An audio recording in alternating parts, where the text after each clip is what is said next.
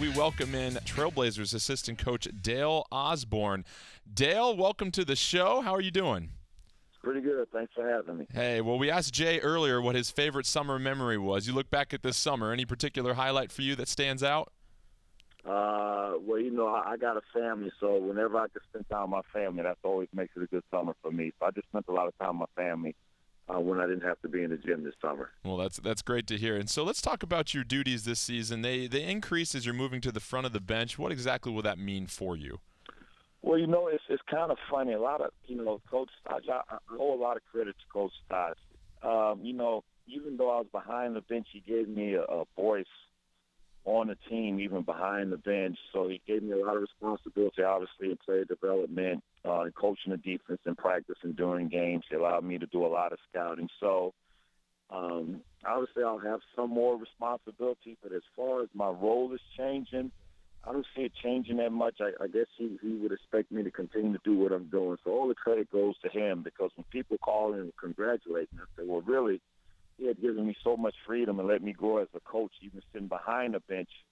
It's really a bump up, but to me, it's a bump up to get on the bench instead of behind the bench. But I was just so used to just him giving me a lot of freedom as a coach, and I owe a lot of credit to him for that. Thank him for it. Hey, Coach, and congratulations again on the promotion. Well-deserved. I'm curious, and I'm sure you enjoy all facets of your job, but you just mentioned, you get to be involved with player development. Obviously now perhaps more involved in some of the in-game coaching as well now that you're on the front of the bench.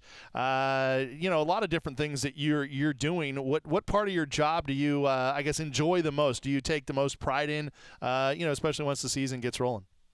Well, I think this is my 30th year in coaching. I've been very fortunate to work for a lot of good defensive coaches, and my passion, I really feel like my passion is on defense. I think defense just comes more natural for me since I work for a lot of good coaches coming through the college ranks and through the professional ranks, and I just see it more easily more than anything else. Offense is something that I like to do also. I got to see it a little clearer, and I got to really think about it.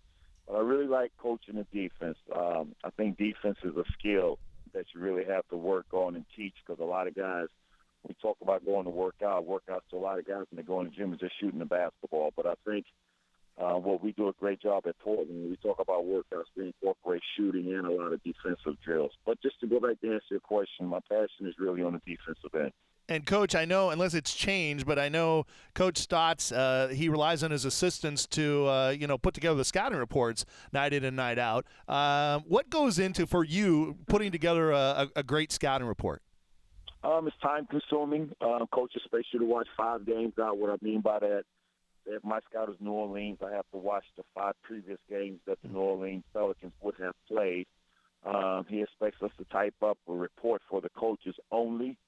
As a coaching staff, when we get together, we will have to review that report that we got together, and we'll discuss it, and we'll all come to agreement on offense and defense, what changes we want to make and what do we want to stick to. And then I have to present to the coaching staff a film edit for about 5 minutes. Wow. And if Coach Stotts likes it, he'll let you go with it. And then I have to show that to the team before practice, and then before the game I have to show a 3-minute edit on personnel. So there's a lot that goes into it. And, Coach, you've mentioned your experience. You've been around a lot of teams as well, too. Can you talk about the players' commitment in their off-season workouts, a lot of them staying around in Portland and also getting together this summer? What does that mean to you, and have you sort of seen this level of commitment in years past, or is this something that stands out amongst all the teams you've been a part of before? I think it all starts with our 2 best players and our 2 best people, and that's obviously Damian Lillard and C.J. McCollum. Just great guys and hard workers, and those guys get the phone every day. Obviously, Dame loves Portland. He's here year-round. If he's not out of town doing a promotion or visiting family or whatsoever on vacation, he's always in the gym just working out. And that's always good to hear. So when guys come through the gym and they see Damian Lillard and if C.J. McCollum's in town, he's in there working out. They all kind of feel like they have to fall in line and just be a part of that culture. So it all starts with our 2 best players. They set the tone, and that's why we've been successful for the last few years here. And, Coach, also I wanted to ask you about your basketball camps that you run for underprivileged children as part of your Christian mission. Can you shed some more light on what you've been doing with that, and how long have you been doing it for? Yeah, I've been doing it a few years. A couple of buddies of mine, they called me about 2 years ago. And there's a history up in Muskegon, Michigan with violence and they're just going through some hard times, no jobs for the youth there, and both of those guys are Christians, and they called me and asked me would I like to come speak and help run the camp, and I said sure. And I did that about 2 years ago, and it went so well when I came back here. I remember Grace Chapel, and I went to the pastor of Grace Chapel, and I said, well, let's see if we could do something here, and we did it, and I think we had 130 kids to come through. So basically, both of the camps, they talk about God, family, and education. I personally think that's very important for anybody, but mostly important for kids. And that's what we do. We just try to get a positive message across. And the one here in Portland was very successful. We had some really good guest speakers. And the coaches did a great job. And it was just a real successful camp, and hopefully we can continue to do it. Yeah, that's great stuff right there, Coach. And as you guys prepare for training camp, when you come into a season like this one where you have so much more of the roster intact as opposed to last season where there's several big pieces missing, how does that help with the preparation? How does that change as you go into camp? Is there fewer things you have to start from scratch, and do you get a chance to really pick up the momentum from last season? Well, obviously, we were pretty good last year offensively. Defensively has to be the focus again for us going into camp. Coach Stasi preaches that every day as we go into our coaches meeting as we're meeting right now. We were 21st in defense, and 2 years ago or a year ago, I think we were ranked top 10 in defense. So that has to be the focal point going into camp. We came at the conclusion as a staff that experience will help us get better defensively. We want to tweak a little bit of things to help us get better in our pick and roll defense and stuff like that. But we also want to continue to get better at what we do. We don't want to change a lot. We just hope to experience and continue to work on and be more detailed on our defensive principles, and hopefully that will help us. Hey, Coach, you were talking about the leadership on this team with Damian and CJ, how they organize the workouts. They're, Dame's taking the team down to San Diego now 2 years in a row. And you also said you've been around basketball for 30 years. So you've been around a lot of different teams and a lot of different players. I mean, the chemistry, the camaraderie on this team, is it about as good as you've ever seen in your years in basketball? Yeah, it is. And a lot of credit has to go to management, Neil O'Shea. I mean, Neil and Coach Stotts, they're about a positive culture around here. When you look at not the type of talent that we brought in, but the type of people that we brought in. And I'm not just saying this to be saying this, but every day in the coaches meeting, when we go in after workouts and stuff like that, we all kind of look at each other and say, we've never been around just a great group of guys that want to get together and just listen and learn and just want to get better. And again, it starts with Neil and it starts with Terry, and that's just the culture that they want to have around here. They just want great people to turn out to be great basketball players, and our job as coaches is to continue to get them better on and off the court.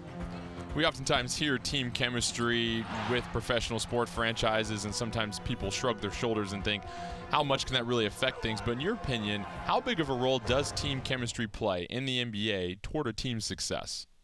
Well, it's like a family. Obviously, family has their disagreements, but in the long run, you guys got to get along on and off the floor, and that's what we preach. It's all about being good teammates on and off the floor. And I think the guys got together this week and they went to a concert and then went to a football game. So Damian and CJ and Mason, those guys have been around and they know that's important. Obviously, you're going to have some disagreements, but I think communication is big. And once you hang out with each other like our guys do, they're not afraid to confront one another and not take it personal. And I think that really helps. We saw a picture a minute ago on CSN of one of the team-building events. I think it was in San Diego, the paintball trip. And I'm curious, that was the players. I'm curious if the coaches got together and had a paintball event. Who would win that, you think?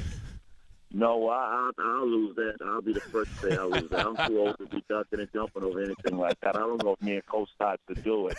But you know what? They had another paintball event 2 days here in Portland. Okay. And Coach Vanderpool, Coach Tibbetts, and I think Coach Moran, all those guys are young enough so they can still run around and jump around and stuff like that. And it went well again, and that was spearheaded by Mo Harkless. So here again, it's another opportunity for guys to understand how important it is for guys to get the other off the court and all that kind of stuff. It translates on the court. And again, it's talking about good chemistry. Yeah, now that I look closer at the picture, I see Coach Vanderpool there, and I think a couple other guys too. So that's great. That's team building. That chemistry is so important. It's good that they can have fun doing it. Absolutely. Well, Coach, thank you again for joining us. Thanks for having me.